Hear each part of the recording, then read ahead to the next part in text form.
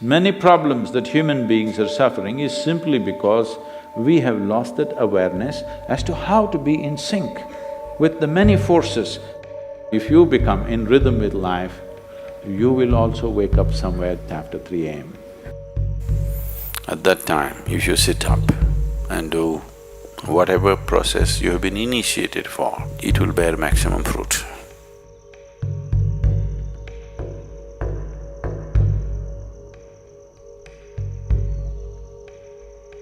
In the way the planet is spinning and what is happening, something very fundamental changes somewhere between 3:20 to 3:40.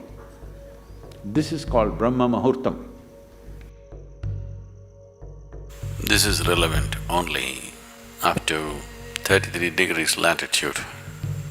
Your system, human system, functions in a certain way. It is a possibility. So, there has been an awareness about making use of this possibility. Your life is a product of many things that we call as the universe, many things that we call as existence. So we are a consequence of a certain phenomenal happening that we call as cosmos. We are not an individual existence. So when you get in sync, certain things will happen. You know, there's a cicadas in where we are in Tennessee, the US ashram, they wake up once in 17 years. Can you beat it? They know it is 17 years and they come awake and they breed and they go back to sleep. They're keeping time once in 17 years. No alarm bell anywhere. Well, how is this? I'm saying they're in sync with nature. We have lost sync within nature and we think that is our nature. No.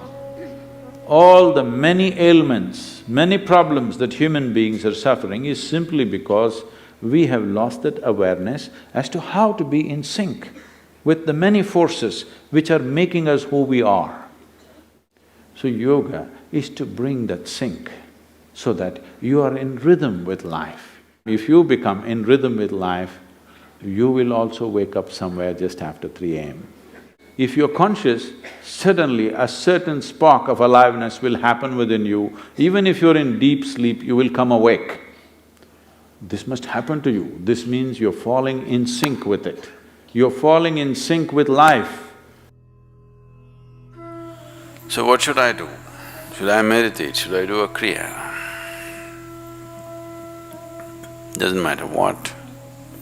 You must do a process for which you have been initiated for.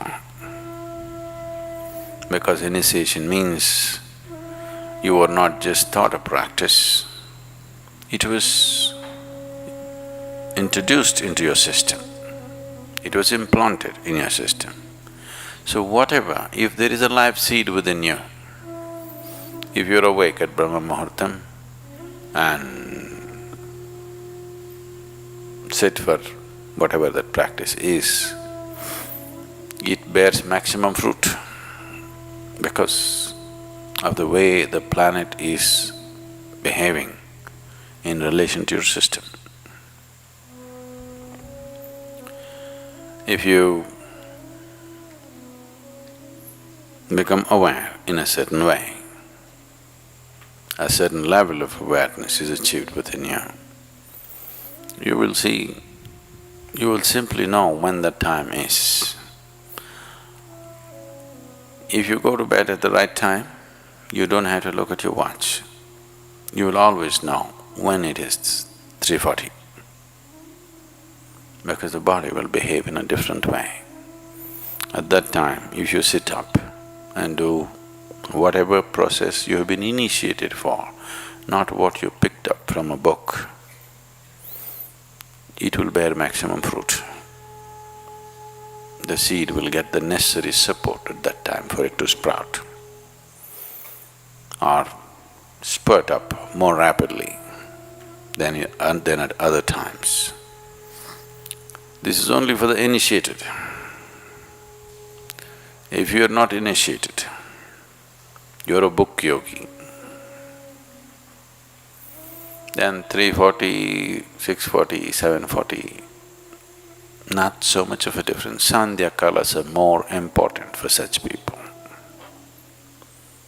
Sandhya means 20 minutes before sunrise, 20 minutes after sunrise, or 20 minutes before sunset and 20 minutes after sunset. The same goes for noon and midnight, but they're of a different nature. So these two twilights are better for the uninitiated. 340 is good for those who've been powerfully initiated.